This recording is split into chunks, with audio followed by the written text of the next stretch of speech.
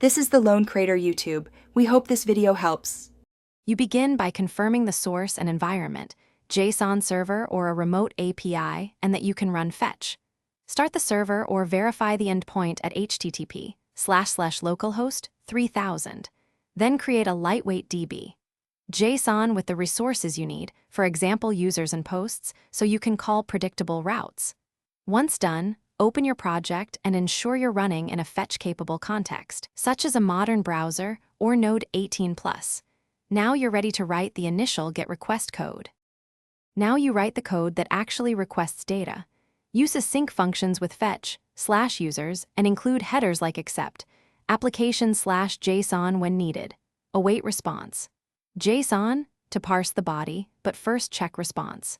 OK and handle non-200 statuses explicitly so you can surface server errors.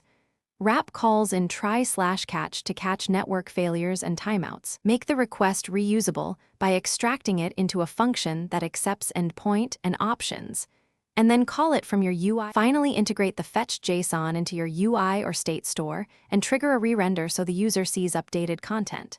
Make sure to handle loading and empty states, and to clean up subscriptions or abort controllers when components unmount.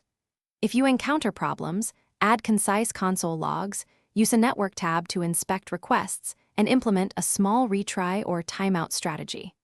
One key troubleshooting tip: if nothing returns, verify server URL and cores. Mismatched origin or missing cores headers is a frequent culprit. Thanks for watching.